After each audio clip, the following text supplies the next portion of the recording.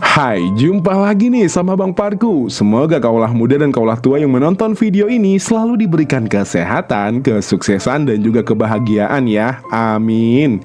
Kali ini Abang Parku akan membahas film karya anak bangsa Indonesia berjudul Ngeri-Ngeri Sedap tahun 2022. Mengisahkan tentang sepasang suami istri asal Sumatera Utara yang rindu dengan ketiga anaknya yang 6 tahun gak pulang-pulang. Sehingga mereka pun memakai cara yang agak kontroversi agar ketiga anaknya yang merantau di Jakarta pulang ke kota kelahirannya. Ya udahlah ya, daripada lama mending duduk santai, miringkan HP dan let's play the story. Gawat, gawat. Ini gawat kenapa nggak ngerti lah aku. Berlatar belakang di Kepulauan Sumatera yang terletak di daerah Toba, Sumatera Utara, hiduplah seorang bapak yang lagi nongkrong di warung bernama Pak Domu Purba. Di tengah asiknya mereka ngopi bareng, ada tayangan di televisi yang memperlihatkan pelawak asal Medan bernama Gabe yang ternyata adalah anak ketiga dari Pak Domu. Terlihat Pak Domu ini malu melihat anaknya jadi pelawak, sebab dia sudah susah payah menguliahkan Gabe jurusan hukum supaya dia bisa menjadi pengacara atau hakim terkenal, sesuai dengan kemauan si bapak. Namun si Gabe nampak gak setuju dengan kemauan Pak Domu. Gabe bilang bahwa dia bukan anak kecil lagi yang bisa diatur-atur. Kau jadi pelawak, mah. Terus kenapa bapak kerjanya ngelak? Haha. Betul pilihan orang kayak gitu? Lucu, Pak. Lalu kita akan diperkenalkan dengan Bu Domu, istri dari Bapak Domu. Kelihatannya nih ya, si Bu Domu ini adalah istri yang sangat penurut. Dia selalu disuruh Pak Domu untuk menyampaikan keinginannya agar anak-anaknya mengikuti kemauan Pak Domu. Seperti si anak pertama bernama Domu ini. Nah, karena namanya sama kayak bapaknya, mungkin kita panggil aja Doma, biar Bang Parku nggak keliru. Jadi si Doma yang berprofesi sebagai pegawai BUMN ini punya niatan mau nikah sama orang Sunda. Yang mana hal itu jelas aja ditentang oleh Pak Domu. Karena si Doma ini anak pertama dari suku Batak, maka dia harus menikah dengan orang dari suku Batak juga, agar marganya bisa terus dilanjutkan ke generasi berikutnya. Itu anak pertama, mah. Kau yang Zaman kan udah maju, Mak. Orang bisa loh hidup. kata bapakmu, jumpa kau pun dia nggak mau. Sementara anak keempat yang bernama Sahat, dia disuruh untuk pulang oleh Pak Domu lantaran Sahat ini adalah anak bontot. Kalau di adat Batak, anak laki-laki terakhir itu biasanya akan mewariskan rumah orang tuanya di kampung. Namun karena si Sahat ini udah betah tinggal di Jogja dan hidup sama petani yang dianggap orang tua sendiri, dia pun selalu nolak kalau disuruh pulang ke tanah Batak. Kau pulang secepatnya. Gua ada usaha, Mak. Aku juga yang harus jagakan Pak Pom. Dari ketiga anaknya yang merantau dan gak mau pulang, ada satu anak yang tetap setia menemani dan mengurus bapak dan ibu Domo, yaitu Sarma. Dia adalah anak kedua yang berprofesi sebagai PNS di kecamatan setempat. Si Sarma lah yang membantu Bu Domo untuk membereskan rumah dan juga masak selagi Bu Domo dan Pak Domo berladang serta mengurus hewan ternak mereka. Makasih ya, Nam. Ketika lagi melepas penat bersama teman-temannya di warung, tiba-tiba datanglah Bu Domu yang menjemput si bapak, di mana hal itu jadi bahan tertawaan teman-temannya. Faktanya, Bu Domu ini mau mengajak si bapak untuk pergi ke rumah ibu dari si bapak atau yang mereka panggil Opung. Begitu sampai di sana, Pak Domu bilang kepada Opung kalau dia akan membiayai pesta adat Sulang-Sulang Pahopu, yang mana tujuan pesta itu diadakan untuk memperingati kalau pasangan yang sudah menikah telah mempunyai anak. Jadi selama bertahun-tahun, bapak dan ibu Domu ini udah mempunyai 4 anak. Baru sekaranglah mereka mengadakan upacara Sulang-Sulang Pahopu, dikarenakan masalah biaya. Opung pun meminta Pak Domu untuk membujuk anak-anaknya pulang, karena kalau mereka tidak hadir di acara ini akan sia-sia. Pahopuku itu. Pahopuku itu nggak datang. Sia-sia. Kupastikan mereka semua datang. Sepulangnya ke rumah, Pak Domo pun bingung bagaimana cara agar anak-anaknya bisa pulang, sebab acara Sulang-Sulang Pahopu akan diselenggarakan 1 minggu lagi. Nah, Bu Domo yang kebetulan lagi kesel dengan Pak Domo akibat dia tidak memberitahunya kalau acara Sulang Pahopu itu dia yang modalin, kesal dan mengucap kalau kita ribut terus mana mungkin anaknya mau pulang. Seketika Pak Domo dapat ide, yakni mereka harus pura-pura cerai agar anak-anaknya mau pulang. Pada awalnya Bu Domo gak setuju, namun karena Bu Domo ini kangen banget sama anak-anaknya, akhirnya dia pun setuju dengan ide gila Pak Domo. Kita pura-pura berantem, mau cerai. Kau memang sudah gila ya, Pak. Katanya kau rindu. Paginya ketika Sarma lagi makan, si bapak pun mulai menjalankan aktingnya bersama Bu Domu. Namun karena pertengkaran mereka sudah biasa terjadi, Sarma pun pergi begitu saja untuk berangkat kerja. Di sini Pak Domu dan si ibu pun berpikir bagaimana cara agar Sarma percaya jika mereka ingin bercerai. Pak Domu lalu berinisiatif untuk membuat keributan yang lebih parah. Yang mana saat Pak Domu pulang larut malam, dia meminta Bu Domu berteriak dan minta cerai. Bu Domu juga bilang ke Sarma untuk memberitahu kakak serta adiknya kalau orang tua mereka ingin bercerai. Diatur, hidup sendiri kau. Ya sudah. Kau mau pisah. Kalau ya kenapa? Ya udah, mamanya mau pisah. Dan benar saja, Sarma pun video call mereka semua sambil nangis, di mana hal itu membuat Doma, Gabe, dan juga Sahat kaget bukan main. Namun karena mereka punya kesibukan masing-masing, Doma pun mengatakan kalau masalahnya semakin besar, barulah mereka akan pulang. Karena menurut mereka, itu hanyalah pertengkaran biasa yang biasa dilakuin si bapak dan ibu Domu. Mendengar hal itu, Pak Domu pun agak sedikit kecewa. Pertengkaran tersebut tak membuat anak-anaknya mau pulang. Oleh karenanya, dia pun menyuruh ibu Domu berpura-pura mengemasi barangnya esok hari dengan alasan ingin pulang ke rumah orang tuanya. Bu Domu yang memang istri penurut pun setuju dengan ide gila dari Bapak Domu. Kau ke dapur itu, kau pergi, tunggu aja. Jangan bahas soal cerai. Keesokan harinya, sesuai permintaan Pak Domu, si ibu pun mengemasi barangnya dan berdiri di pinggir jalan. Tentunya hal itu pun membuat Sarma khawatir dan langsung menghubungi adik beserta kakaknya, di mana Bu Domu ini bertingkah seperti layaknya anak kecil. Dia mengancam jika anak-anaknya nggak mau pulang untuk membereskan masalah ini, sekarang juga dia bakal pulang ke rumah ibunya. Dan alhamdulillahnya, Doma, Gabe, dan juga Sahat merayu si ibu dan bilang kalau besok mereka bakalan pulang. Namun di tengah kesenangan Bu Domu, ada Pak Pendeta yang bertanya mau kemana, sehingga Bu Domu pun beralasan kalau dia ingin mengantarkan Sarma bekerja.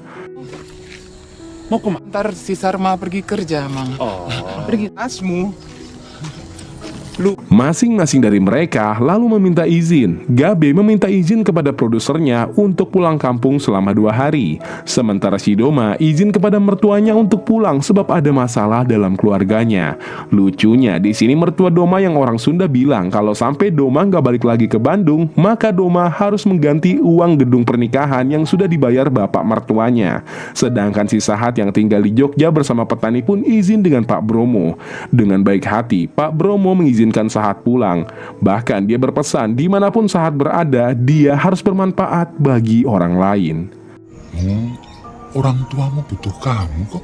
Itu harus bisa memberikan cahaya bagi orang. Setibanya Sahat, Doma, dan Gabe di bandara, terlihat di antara Gabe dan Doma tidak akur satu sama lain. Hingga si Sahat pun kesal melihat abang-abangnya selalu bertengkar.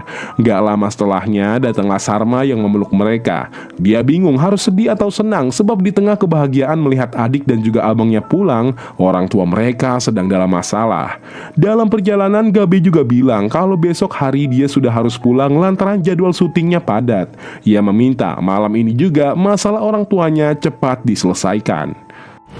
Besok aku harus pulang. Aku cuma bisa izin 2 hari. Cari solusi selain cerai. Sementara itu di rumah, Bu Domu nampak bahagia dan gak sabar melihat anak-anaknya pulang. Dia juga bertanya apa rencana selanjutnya. Pak Domu mengatakan nanti kalau Pak Domu menunjuk kepada bibirnya, maka si ibu harus adu bacot dengan Pak Domu. Nah, kalau dia menunjuk ke matanya, maka Bu Domu harus menangis. Pak Domu juga berpesan supaya Bu Domu ini pura-pura cuek agar anak-anaknya berpikir kalau dia lagi ada masalah. Kelihatan dingin ke anak-anakmu itu. Iya Pak, ngerti aku. Begitu sampai di rumah tempat kelahirannya, Bu Domu pun gak bisa membendung air matanya. Padahal sebelum itu Pak Domu udah bilang agar Bu Domu pura-pura cuek. Tapi yang namanya seorang ibu pasti bahagia melihat anak-anak yang udah sukses pulang ke rumah.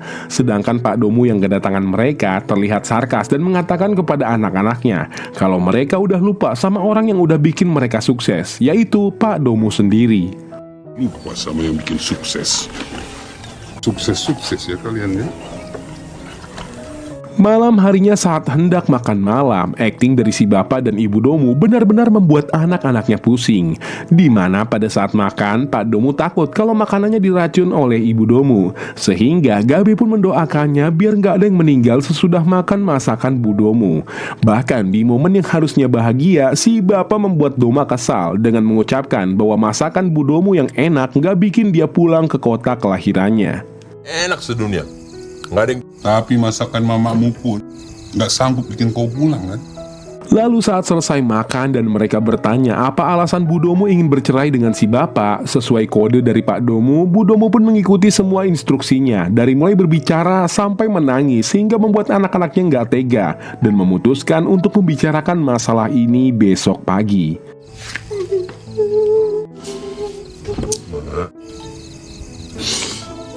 Setelah si bapak pergi ke warung, mereka pun berdiskusi. Doma punya ide untuk melakukan diskusi terpisah antara si bapak dan Bu Domu agar tak terjadi hal seperti tadi. Sahat juga menyarankan agar besok mereka mengajak kedua orang tuanya ke tempat wisata agar pikiran orang tua mereka terbuka. Gabe lalu berharap semoga masalahnya besok cepat selesai agar dia bisa cepat pulang. Sebab dia berjanji kepada produsernya besok dia sudah harus pulang. Gak disangka diskusi mereka didengar oleh Bu Domu secara diam-diam. Kita ajak aja mama sama bapak jalan-jalan. Malamnya aku bisa langsung pulang. Tengah malam ketika mereka semua tertidur, Bu Domu yang rindu dengan ketiga anaknya kemudian mengelus kepala mereka satu persatu. Dia ingin bernostalgia seperti saat mereka kecil dulu. Gak lama setelahnya, Pak Domu pun datang. Bu Domu lantas menariknya ke kamar dan bilang kalau besok anak-anak ingin mengajak mereka ke tempat wisata. Di sini Pak Domu pun meminta supaya Bu Domu gak terlihat kegirangan. Kalau bisa saat anak-anaknya mengajaknya, Bu Domu harus menolak dulu biar terlihat kalau Bu Domu ini lagi punya masalah. Ya, pura-pura Lola. Jangan langsung mau. Semua orang tua juga senang kalau ketemu anaknya. Keesokan harinya, Sahat pun menghampiri Bu Domu yang lagi tidur. Dia mengajaknya untuk liburan ke Bukit Holbung. Awalnya Bu Domu menolak, tapi setelah dibujuk 2 kali, Bu Domu pun mau gitu aja. Hingga ketika mereka dalam perjalanan menuju tempat wisata, Pak Domu dan si ibu memainkan perannya. Mereka ribut sampai si Sahat yang duduk di belakang pindah ke tengah agar orang tua mereka tak bertengkar lagi. Tentu saja ibu dan Pak Domu pun senang melihat anak-anaknya peduli kepada mereka.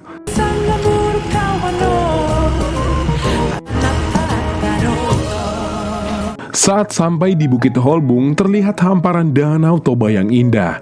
Di sana, Gabe, Sahat, dan Doma berdiskusi kepada Pak Domu. Namun alih-alih mereka dapat solusinya, yang ada Pak Domu malah menyalahkan mereka atas keputusan mereka yang tidak mengikuti adat. Si Doma yang menikah dengan orang Sunda, Gabe yang jadi pelawak, dan juga Sahat yang tinggal di Jogja. Pak Domu malah balik menyalahkan mereka sehingga mereka pun mengalah. Begitu juga dengan Bu Domu. Sebenarnya dia nggak setuju dengan keputusan mereka bertiga, apalagi paksaan dari Pak Domu membuat mereka tak mau pulang. Karena melihat orang tuanya yang tak mau akur, akhirnya mereka pun mengajak Pak Domu makan dan juga Bu Domu berfoto di tengah indahnya Bukit Holbung. Jadi maunya kayak mana, Pak? Ya udah. Mama, ayo kita foto-foto, Mam. Foto-foto aja mak ya. Cerai kan? Sepulangnya ke rumah, mereka pun terkejut melihat kedatangan Opung. Terlebih kepada Pak Domu, dia takut bahwa kebohongannya bersama Bu Domu terbongkar. Beruntung di sini Opung ternyata tidak tahu kebohongan mereka. Opung cuma tahu kalau Pak Domu sedang ada masalah sama Gabe, Sahat, dan Doma. Opung lalu mengungkapkan tentang bagaimana kerja kerasnya Bapak dan Ibu Domu, menguliahkan mereka sampai lulus bahkan dengan keadaan ekonomi yang pas-pasan.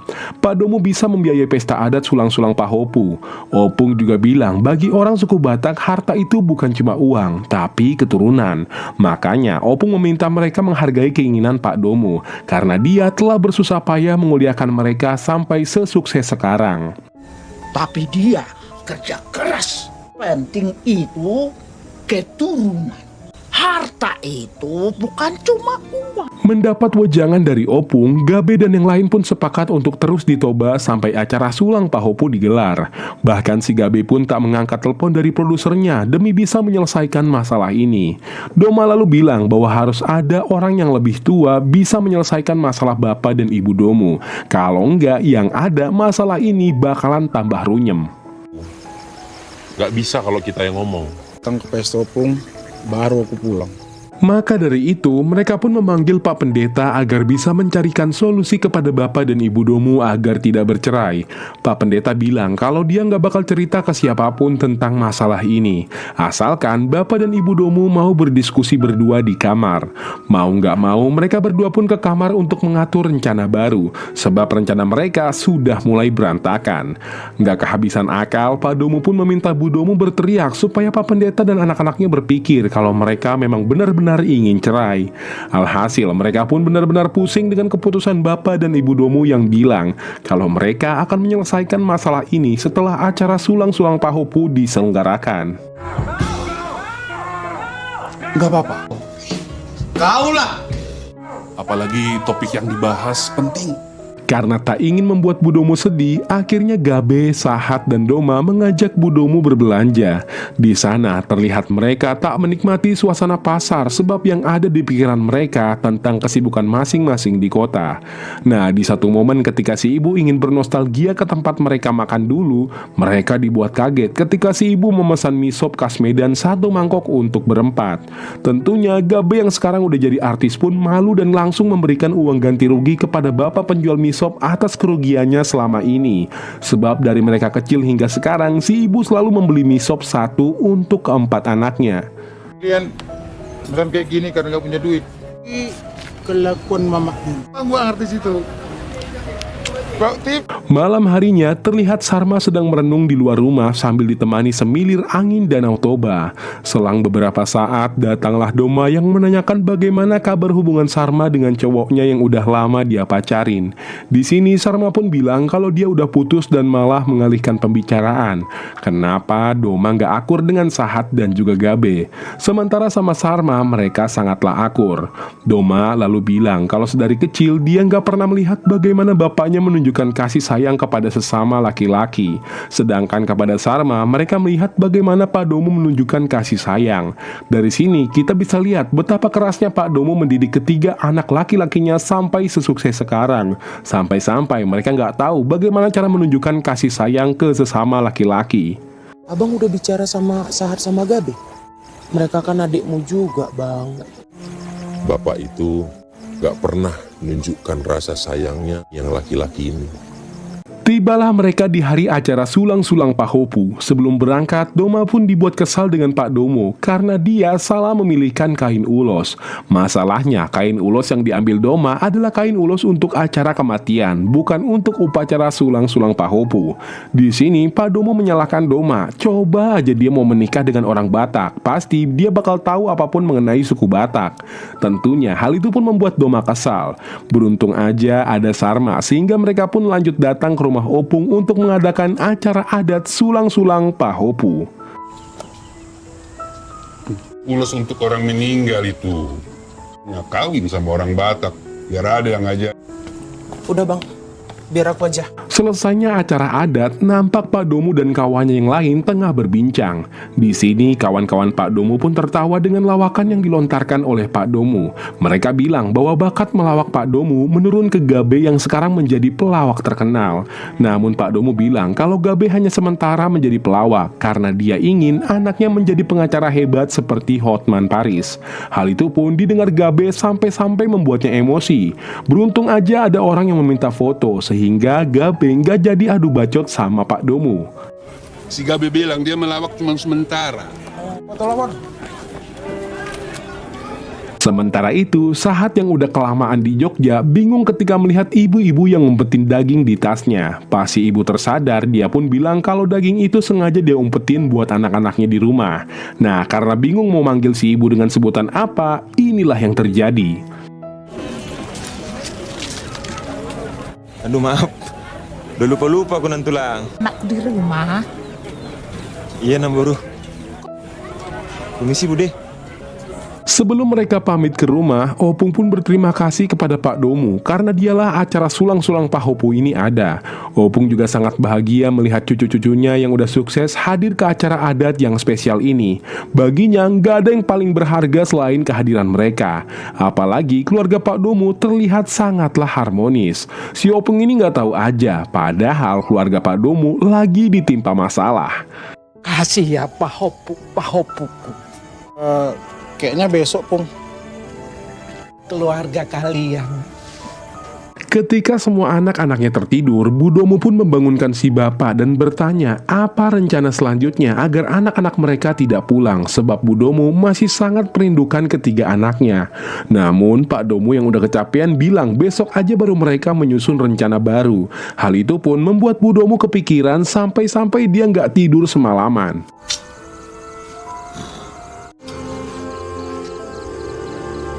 Gara-gara begadang semalaman suntuk, Budomu pun sakit demam, di mana harusnya mereka membahas masalah perceraian si bapak dan Budomu, yang ada malah Pak Domu membicarakan masalah Doma yang ingin menikah dengan orang Sunda. Pak Domu memberitahu kalau dia sangat nggak setuju dengan keputusan Doma. Akan tetapi, Doma menolak dengan tegas kalau dia berhak menentukan pilihan yang membuatnya bahagia. Lagi pula, sekarang dia sudah cukup dewasa mengambil keputusan. Begitupun dengan Gabe yang menentang keinginan bapaknya agar Gabe menjadi pengacara handal. Nah, sementara si Bontot Sahat menolak keinginan Pak Domu secara halus. Padahal Pak Domu berharap agar Sahat bisa mengurusnya. Karena di adat Batak, anak terakhir biasanya mendapatkan warisan rumah. Namun Sahat menolaknya. Lalu mewariskan rumahnya kepada anak laki-lakinya yang terakhir. Kau tidak layak dapat warisan. Ya, nggak usah dapat warisan. Setelah tidak mendapatkan solusi atas permasalahan orang tua mereka, Gabe mengungkapkan besok adalah hari terakhirnya di sini. Selesai atau tidaknya masalah ini, dia bakal tetap pulang. Sebab kalau dia nggak pulang, maka produsernya akan memecat Gabe dan Gabe disuruh membayar penalti kontraknya. Mendengar hal itu, mereka semua pun bingung. Dan lucunya, kelakuan mereka semua sama ketika lagi ditempa masalah, yaitu menggerakkan jari dan menghadap ke atas.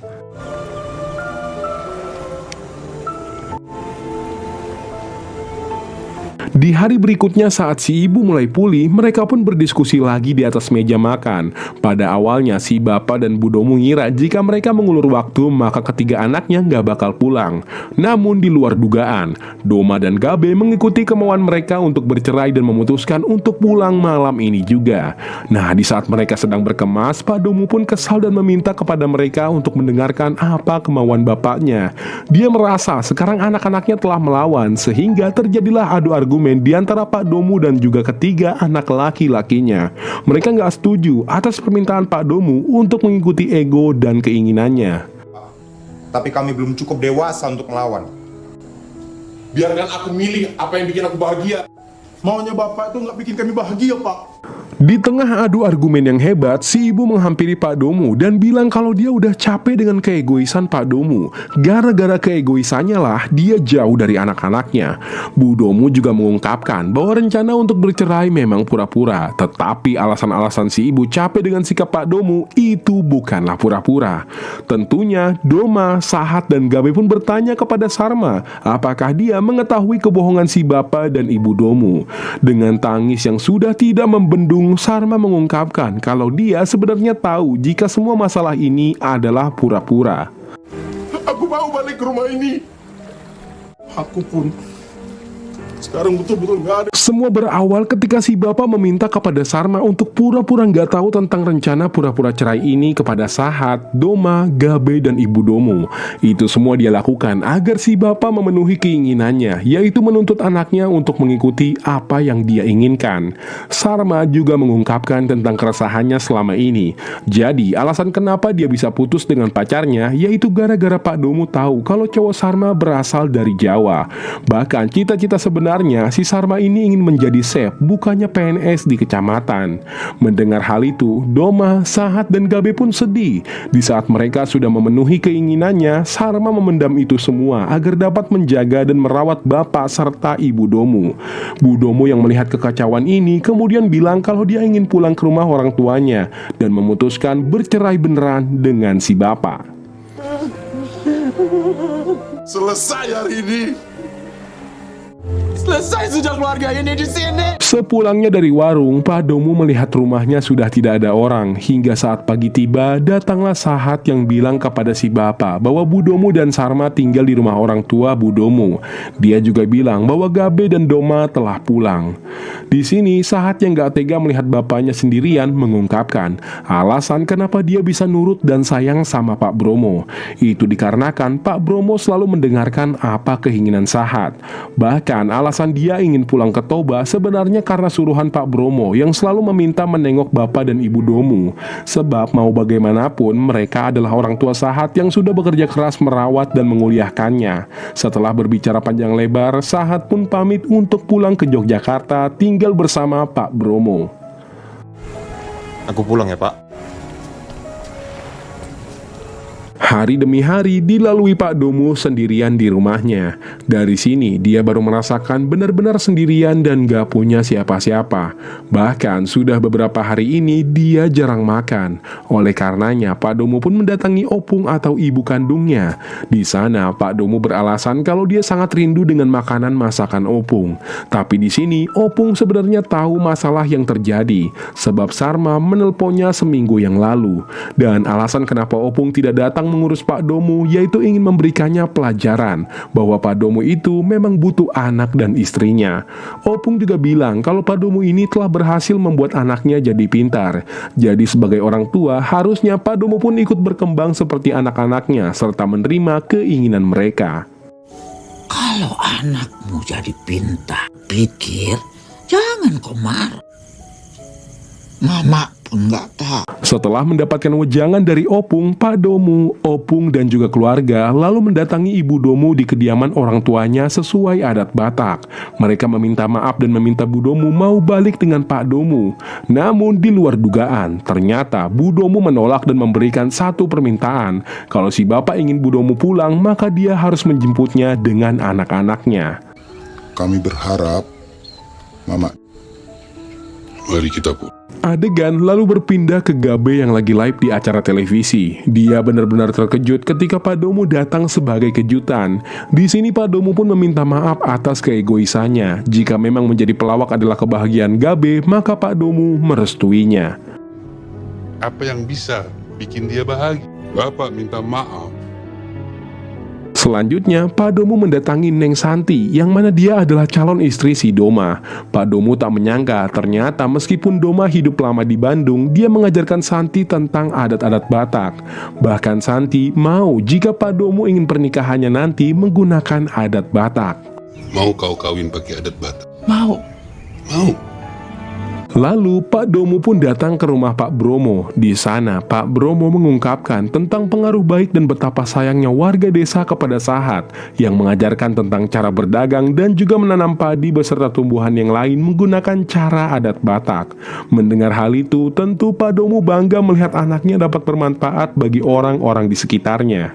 Terus bantu warga cara bertani yang baru. Nah itu. Dan warga di sini. Di akhir film, terlihat Pak Domu, Doma, Sahat, dan Gabe datang menjemput Bu Domu dan Sarma. Namun sayang, si ibu menolaknya karena dia ingin mereka semua memakan mie goma buatannya, baru mereka bisa pulang. Akhirnya setelah pertengkaran hebat yang mereka alami, Pak Domu beserta keluarga bisa berdamai dan hidup rukun serta bahagia bersama-sama. Dan film pun berakhir bahagia.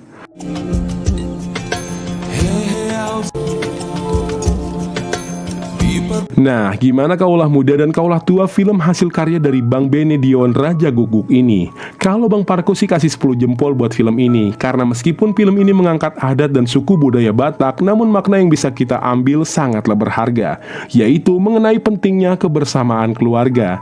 Abang Parko rekomendasiin banget deh biar kaulah muda dan kaulah tua nonton film ngeri-ngeri sedap langsung di Netflix. Dari film ini, Abang Parko punya kutipan kata-kata bijak berbahasa Batak yang berbunyi, Dang Boe Mambahe Julma Sonang Unang Susahi Rohana, yang berarti kalau nggak bisa membuat orang bahagia, setidaknya jangan sakiti hatinya. Sekian review film dari Bang Parku. Kurang lebihnya Bang Parku mohon maaf banget kalau ada salah dalam pengucapan kata ya. Jangan lupa kasih komentar kalian mengenai film ngeri-ngeri sedap ini di kolom komentar bawah. Terima kasih buat kaulah